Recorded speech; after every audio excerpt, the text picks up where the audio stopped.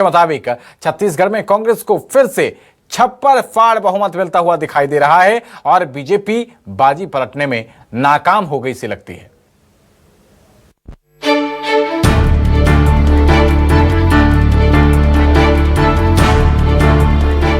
जैसा कहा जा रहा था हुआ भी ठीक वैसा ही। छत्तीसगढ़ ने भूपेश बघेल के 5 साल के कामकाज पर मुहर लगा दी। एक बार फिर से कांग्रेस की सरकार बनाने का फैसला सुना दिया।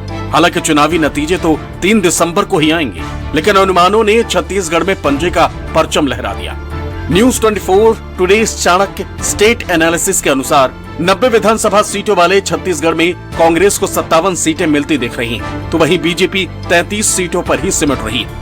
निर्दलीय और अन्य का तो यहाँ खाता भी खुलता नहीं दिख रहा है। बेशक अनुमानों को नतीजा नहीं कहा जा सकता, लेकिन सत्ता में वापसी के अनुमान से कांग्रेसियों के चेहरे खिल उठे। भूपेश बघेल के चेहरे पर मुहर लगता देख टीएस सिंहदेव भी सीएम पद की दावेदारी भूल गए। हालांकि बीजेपी इन अनुमानों को झुठलाती दिख रही है, मानो 3 दिसंबर को नतीजे इन अनुमानों को झुठला देंगे, रमन सिंह की मुराद पूरी कर देंगे। तो एग्जिट पोल चलने दीजिए, लेकिन सरकार हमारी बनेगी भारी बहुमत से। वो जो 57 है ना, वो 75 इधर उधर होगा। पूरी बहुमत है, अपनी मेहनत पे हमको विश्वास है और जनता पे भरोसा है। अभी भी मेरा मानना है, जैसे मैंने पहले कहा, कि काम जो कांग्रेस ने किया है वो आपको 2/3 के आसपास कांग्रेस को दिखाएगा, ले जाएगा।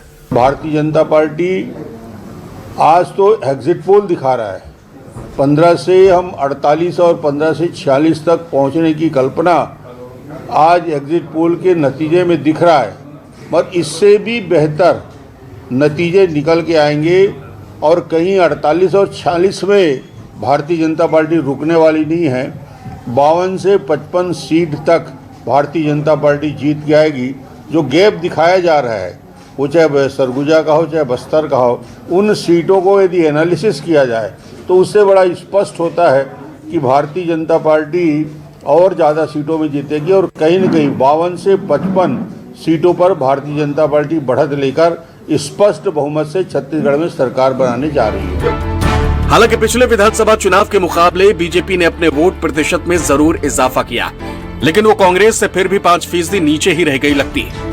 News 24 today's Chanakya state analysis के अनुमान के मुताबिक छत्तीसगढ़ में बीजेपी को 40% वोट मिल रहे हैं, तो वहीं कांग्रेस 45% वोट हासिल करने में कामयाब होती दिख रही है। निर्दलीय और अन्य को छत्तीसगढ़ में 15% वोट तो जरूर मिल रहे हैं, लेकिन वो सीटों में तब्दील होते नहीं दिख रहे। यानी दिवंगत अजीत जोगी की पार्टी जनता कांग्रेस छत्तीसगढ़ को जनता ने खारिज कर दिया।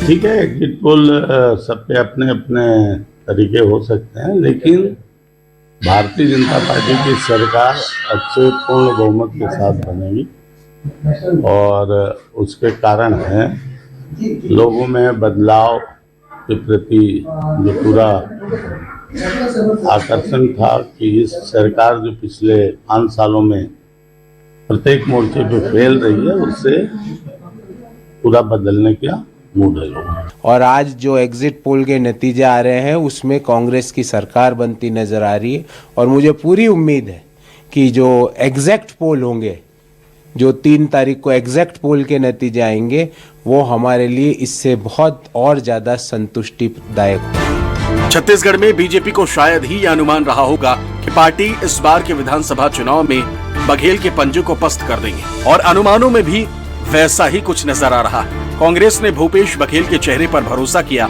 और जनता ने भी बघेल के चेहरे पर मुहर लगा दी। हालांकि चुनाव के नतीजे 3 दिसंबर को आएंगे, लेकिन अनुमानों में तो छत्तीसगढ़ में पंजे का परचम लहरा ही गया।